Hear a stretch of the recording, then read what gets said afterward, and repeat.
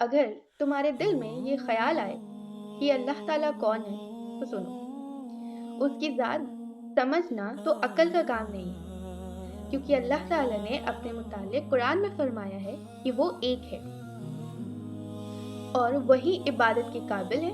اس کی ذات اور اس کے کاموں میں کوئی شریک نہیں، نہ اس کی کوئی اولاد ہے اور نہ وہ کسی کی اولاد ہے۔ وہ آسمانوں میں اور زمینوں کا نور ہے، وہ ہمیشہ سے ہے اور ہمیشہ رہے گا۔ اس کو نہ نیند آتی ہے۔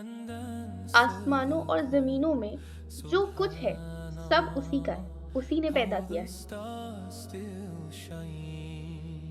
بغیر اس کی مرضی کے تو کوئی کام نہیں ہو سکتا، کوئی اس کے سامنے کسی کی سفارش نہیں کر سکتا۔ جو کچھ ہو، جو کچھ ہوا ہے، ہونے والا ہے، یا جو کچھ ہوا ہے یا جو کچھ ہو چکا ہے، سب اس کو معلوم ہے۔ آسمانوں میں اور زمینوں میں کوئی چیز ایسی نہیں جو اس کے علم میں نہ ہو۔ وہ اس کا انتظام کرنے سے چوکتا نہیں۔ آسمان اور زمین میں جو چیزیں ہیں وہ اسی کی تعریف اور پاکی بیان کرتی ہیں۔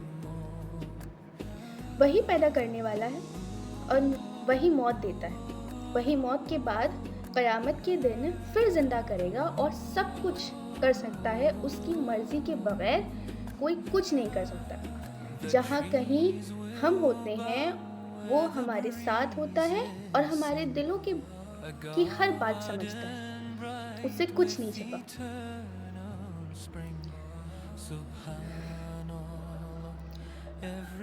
وہ ہمارے دلوں کی بات بھی جانتا ہے۔ وہی سب کو رزق دیتا ہے، جس کو چاہے تھوڑا اور جس کو چاہے بے حساب۔ اس کے اختیار میں ہے، جسے چاہے سلطنت دے اور جس کی چاہے سلطنت کو چھین لے، جسے چاہے عزت دے، جسے چاہے ذلت۔ اور دین و دنیا کی ہر چیز، سب بھلائی اس کے ہاتھ میں ہے۔ وہی اولاد دیتا ہے، جسے چاہے بیٹا دے، جسے چاہے بیٹیاں، اور جسے چاہے کچھ نہ دے، بے اولاد رکھے۔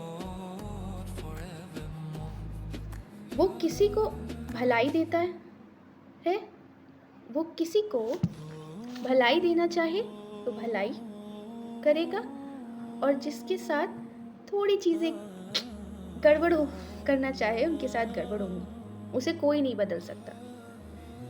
پر یہ ہمیں پتہ ہے کہ اگر ہمارے ساتھ کچھ ہماری مرضی کے بغیر ہو رہا ہے تب وہ اللہ پاک جانتا ہے، بے شک وہ تمہارے لیے بہتر ہی کرا ہوگا۔ اس نے آسمان، سورج، چاند، تارے، زمین اور ان کے درمیان جو کچھ ہے سب کو ہماری خدمت پر لگا دیا ہے۔ اس نے ہماری اچھی صورتیں بنائی ہیں۔ اس نے ہم کو اس لیے پیدا کیا کہ ہم اس کی عبادت کریں، فرما برداری کریں۔ اس نے حضرت محمد صلی اللہ علیہ وسلم کو اپنا آخری نبی بنا کر بھیجا اور حضرت محمد صلی اللہ علیہ وسلم پر اپنا آخری کلام یعنی قرآن کو نازل فرمایا اور کہا کہ میں اس کی حفاظت کروں گا۔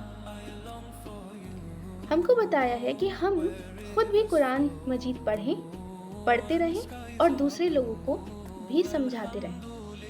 مطلب the knowledge you have you should share with others, right؟ تو اسی کے ساتھ thank you۔